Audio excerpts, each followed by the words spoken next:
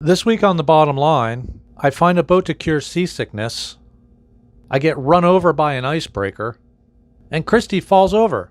And this is The Bottom Line.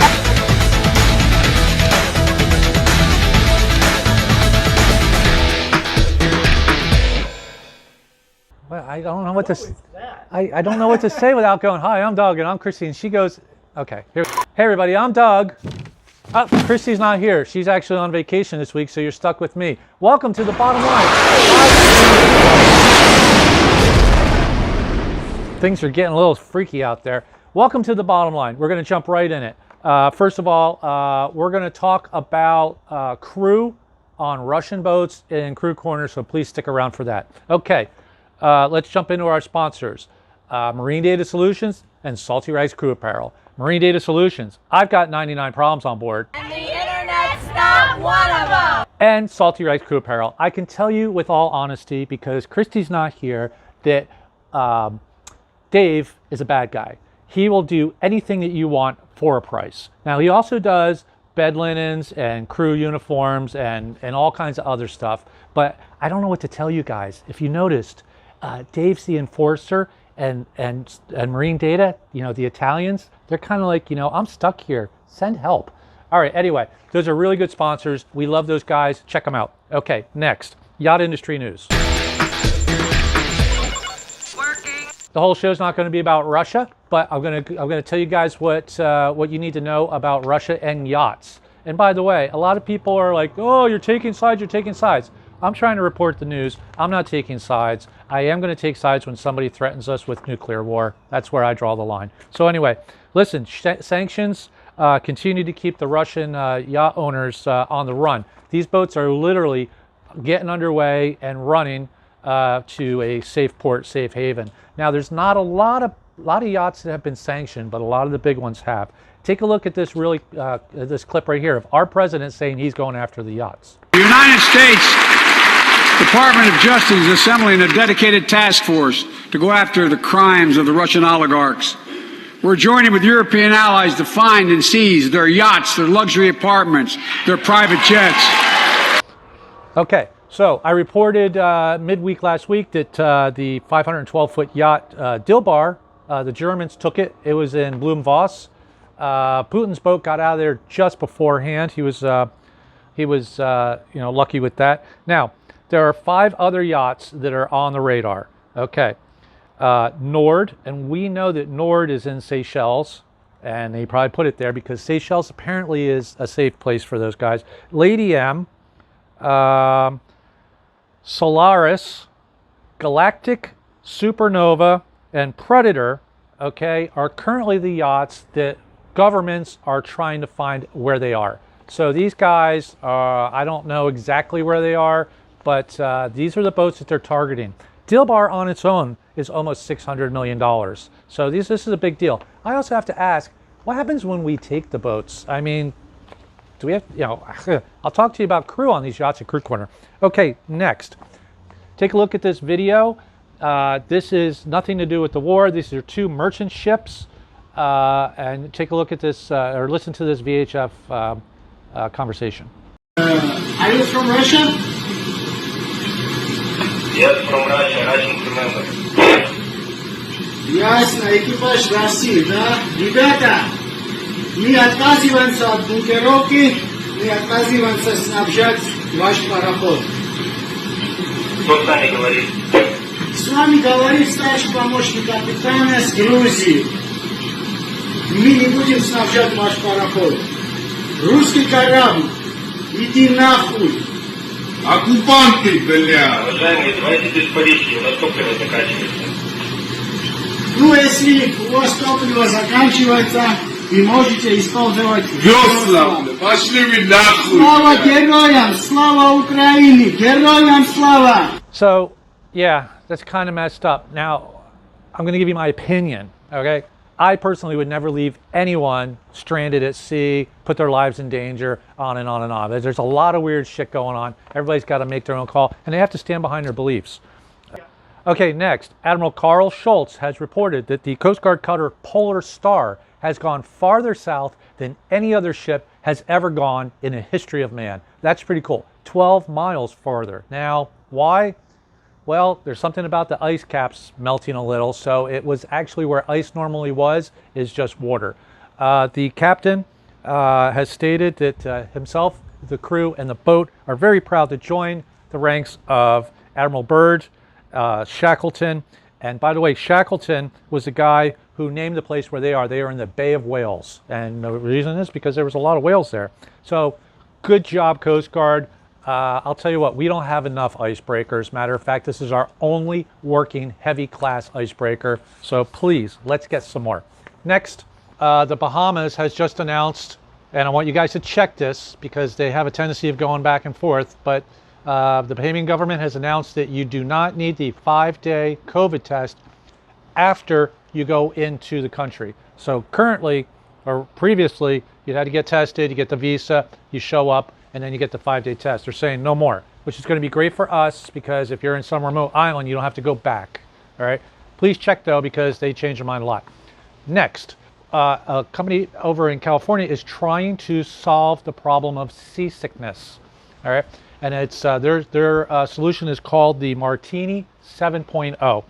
It's a 165-foot catamaran that has articulated hulls, and the catamaran rides in the middle. Take a look at this stuff. This thing's insane. Now, I really dig it. I think it's cool, but a couple of things looking at this.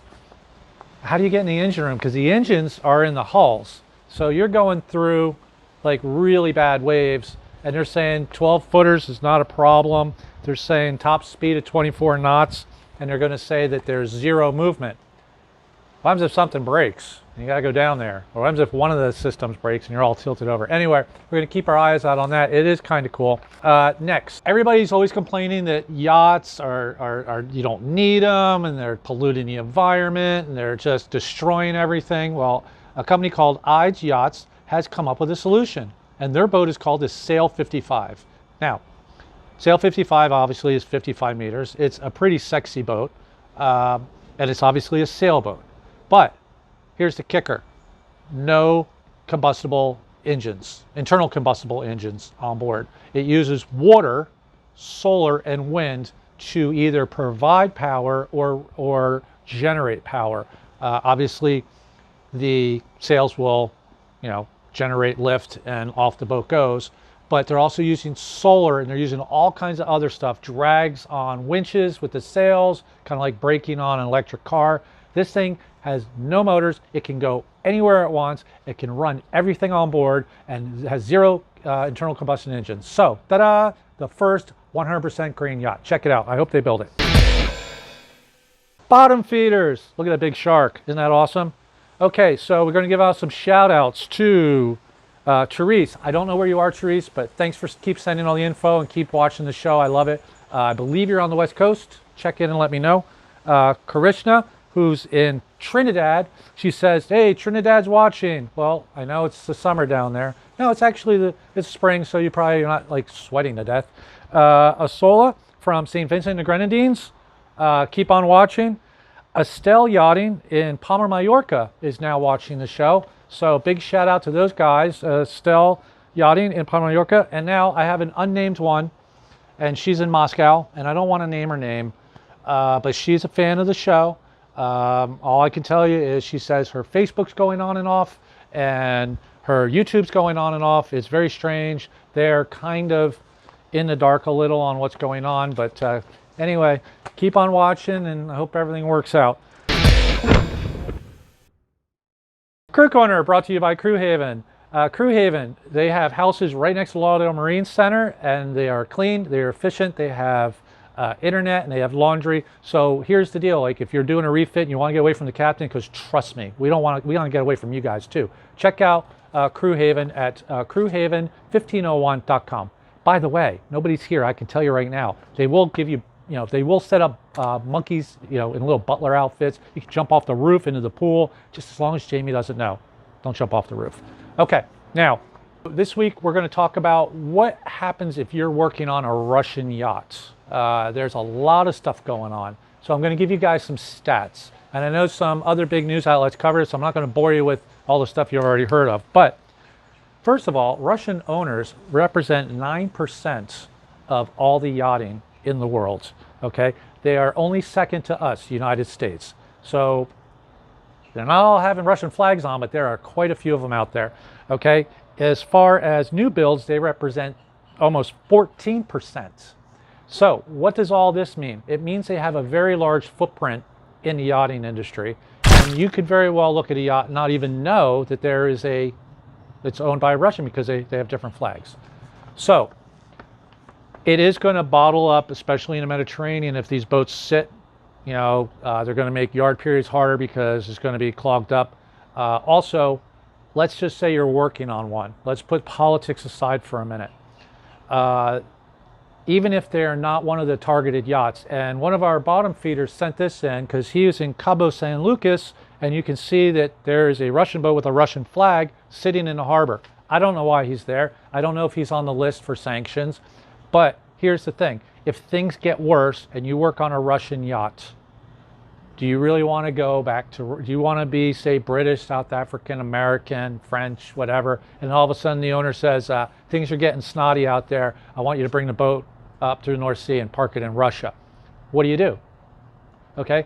Even if they're not on the list of yachts that the governments want to target, it's going to be harder for the Russian owners to send money to the yachts. So if you're working on one of these boats, there's also a possibility that pay could become an issue.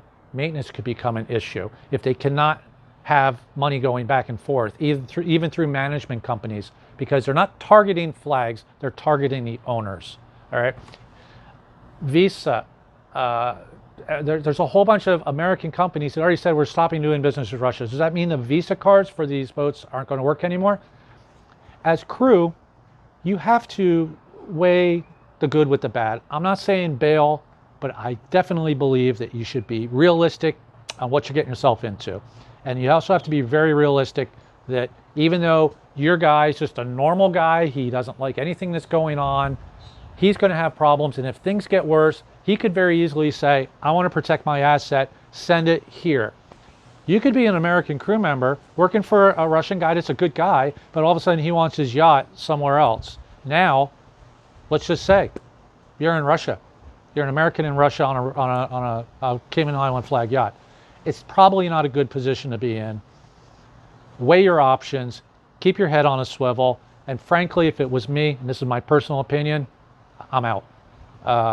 There were over in the Med already a crew of 4 on a 30 meter.